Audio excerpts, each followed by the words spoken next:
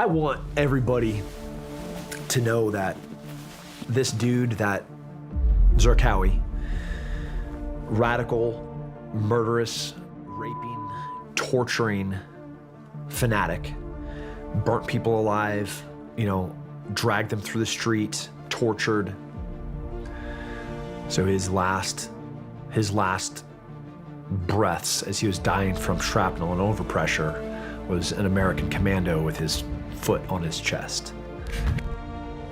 What you have just heard is the testimony of Tim Kennedy, a U.S. Special Forces agent who participated in the hunt and capture of Abu Musab al-Zarqawi, a Jordanian terrorist and leader of Al-Qaeda in Iraq, known for his extreme brutality and his key role in the Iraqi insurgency following the U.S. invasion in 2003.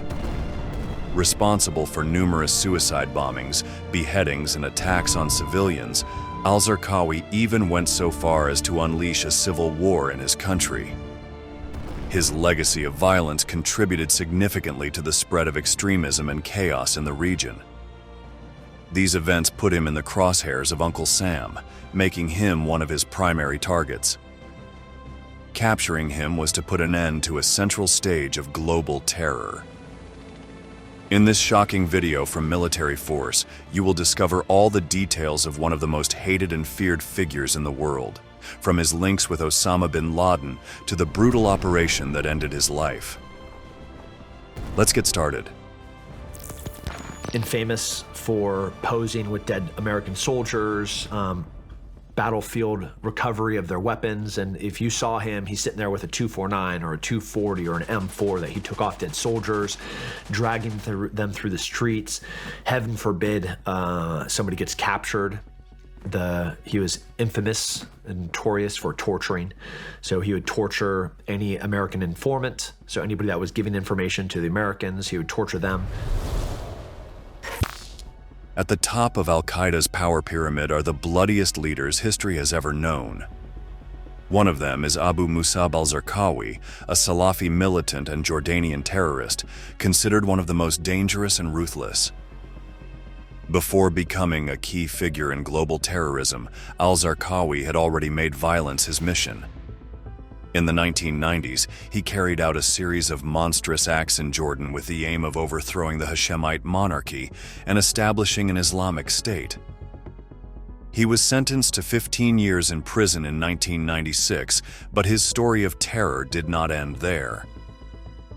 In 1999, he was pardoned after King Abdullah came to the throne, which allowed him to regain his freedom and become one of the most dangerous men of the 21st century.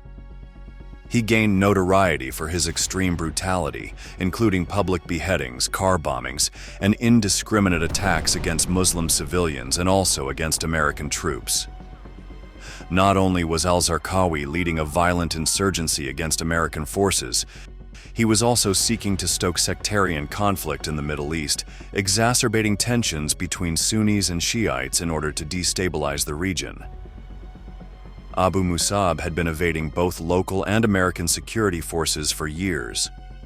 Although al-Zarqawi was not a formal member of Al-Qaeda from the beginning, his relationship with the terrorist group grew steadily in influence and power. His name had become synonymous with death and destruction, so much so that the United States government placed the same astronomical bounty on his head that it offered for Osama bin Laden, more than $20 million. Zarqawi had long sought to spark a civil war. Now he had. His confidence high, he released a video that revealed his face for the first time. We captured it. It was clearly a propaganda film. He was the visionary leader and he was the communicator for it. He was many things wrapped up into one, and he was a psychopathic killer. We didn't know where he was. But by that time, even amongst ourselves, we said, we're gonna get him. Al-Zarqawi was responsible for some of the deadliest and cruelest suicide attacks that devastated the region, as well as being the executioner of Western hostages, whom he decapitated in macabre videos that shocked the world. For the US military, Al-Zarqawi was the mastermind behind a meticulously designed plan to sow chaos and civil war between Sunnis and Shiites, two very important currents of Islam in Iraqi territory, exacerbating religious tensions to bring the country to the brink of collapse. Since the US invasion of Iraq, his influence had spread like a cancer, and the Americans knew that eliminating him was key to preventing his power from spreading and the disaster from being even greater. From his terrorist network in Iraq, Zarqawi can direct his network in the Middle East and beyond. After the capture of Saddam Hussein on December 13, 2003, Al-Zarqawi became the visible face of the insurgency. Using innovative digital communication via the internet, he distributed videos in which he not only claimed responsibility for attacks, but also threatened further acts of violence.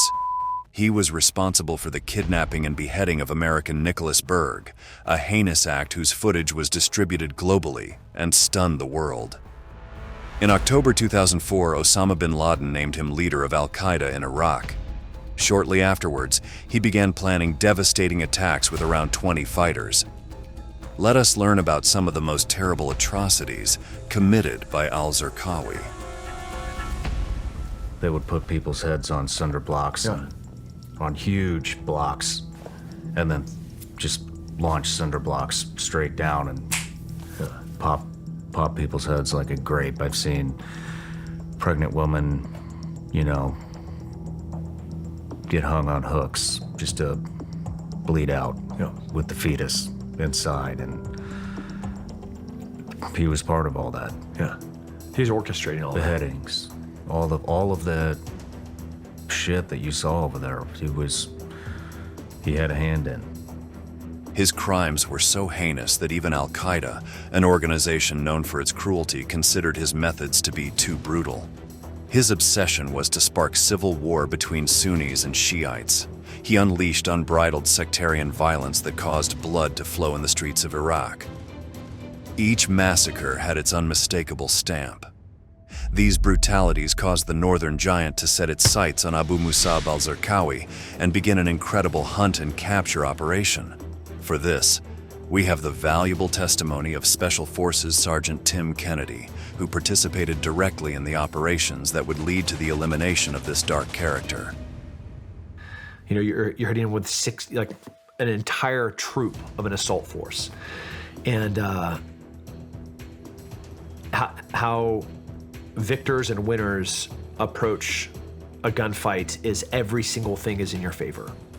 You're in the dominant position, you have the dominant technology, you have the dominant men, you have every dominant speed, surprise, and violence of action that you can execute on target is being done in real time. That's what this entire deployment was.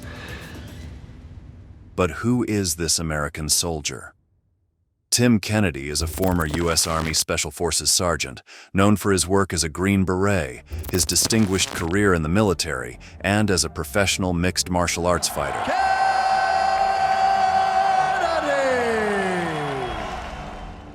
Born on September 1st, 1979, Kennedy grew up in California and from a young age showed a strong interest in military service and self-defense.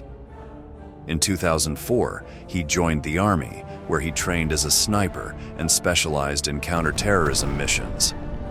This soldier was part of a U.S. Special Forces team tasked with carrying out reconnaissance and sweep operations in the Iraqi region, where terrorist leader Al-Zarqawi was believed to be hiding.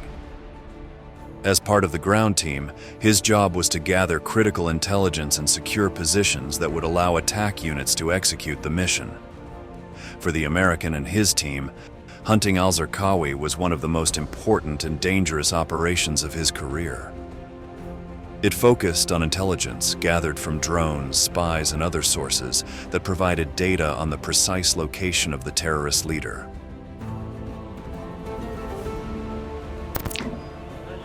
An American Special Operations Task Force had been zeroing in on Zarqawi for months. There are reports that this video, released in March by the militant, contained clues that led to the discovery of his hideout. The operation to reach Zarqawi's hideout was a coordinated effort between several branches of the US military and its allies in the region, involving constant monitoring of the Al-Qaeda leader's communications and movements. Special forces received intelligence reports indicating possible locations of Zarqawi, which led to meticulous surveillance of these potential hideouts. American soldiers moved their approach to the target with great care so as not to alert the terrorist and cause his escape. The Al-Qaeda leader was known to move between different hideouts in Diyala province, trying to evade capture. As security forces closed in, he would shift his hideout to other houses or safe places, seeking support among his followers. This created a major logistical challenge for Uncle Sam's forces. Finally, on June 7, 2006, US intelligence was able to confirm his whereabouts in a house near Bakba, Iraq. It was time for the final blow. US Special Forces, with Kennedy as part of the team, were sent into the area to conduct a sweep and secure the perimeter. Visual confirmation of their presence was followed by the decision to launch an airstrike. The terrorist would face hell from the sky. Driving Zarqawi to his final last safe house, where they drop 2 guided bombs, 2 munitions on top of him. Did you guys know he was on the run while you were hitting these targets? Yeah, well, during the interrogation of people on target, you're starting to get this picture of the spider web, and things were being corroborated from multiple targets where people were saying the same things. Like, yeah, this guy's going here, this guy's going there. Everybody's like, this address, this house, this location. The sky above Bakuba, Iraq, was dark and tense. American satellites had tracked the movements of the world's most wanted terrorist for weeks. Confirmation of his whereabouts came in a whisper among the special forces. We've got him. The man who had spread terror with beheadings and suicide bombings was holed up in a remote house outside the town of Hib-Hib. It was Abu Musab al-Zarqawi's signature look, the Johnny Cash look, and he came to the end of this driveway. He looked left and right to see if anybody was there, and they turned and walked back. And when we saw that, we said, that's it. He's there. That's Zarqawi. And then the ground force commander says, okay, we're going to drop a bomb. Thousands of feet above the ground, a pair of F-16s received the order. The green light was given to advance with the bombing. 2 500-pound explosives loaded with precision and lethality headed toward the target. Everything stopped for a second when the charge was released. Al-Zarqawi's shelter was shattered in an explosion that echoed the final cry of all the lives he had destroyed. Upon arriving at the scene, the American troops found a man covered in rubble and blood, but still breathing. It was him. His last breaths as he was dying from shrapnel and overpressure was an American commando with his foot on his chest. The face of terror, the executioner of hostages, was now gasping for air, death slowly approaching. The weight of his empire of terror was collapsing upon him in his final moments. Minutes later, his eyes closed forever. You know, it was, going back to my journals too, and like re-looking at that night, which target we're at and which people we were questioning when that happened, and we roll back in to the compound when they finally dropped those bombs, and we'd just been in another fight with a different QRF. So like the elevation and adrenaline, is freaking out. And then like, wait, what just happened?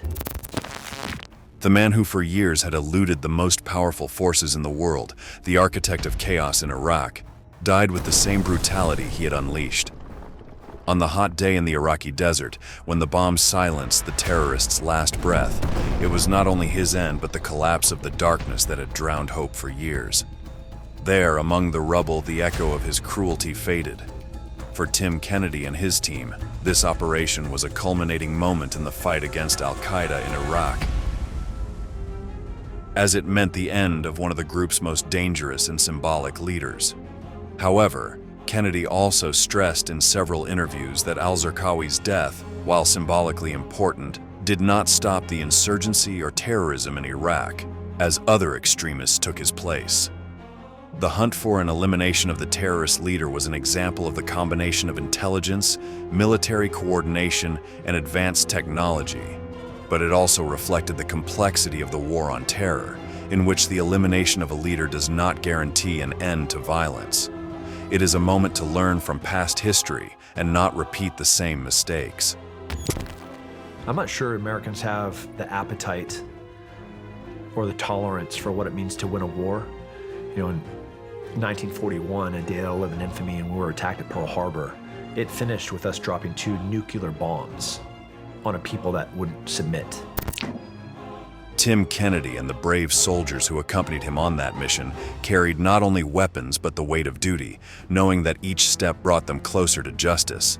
They faced the beast with unwavering resolve, not for glory, but for the promise of a world that would one day no longer fear the terrors of the night. In them was the embodiment of the courage of those who do not shrink from the abyss, but walk through it so that others may live free from fear. The targeters, the Army and Joint Military Intel team, they're amazing. They're just so good. They are the best that have ever been in the existence of this species. Good always finds its way, even when the shadows seem insurmountable. Because even when villains hide behind masks of terror and death, justice never sleeps. And when evil seems invincible, there will always be men and women willing to stand up and fight.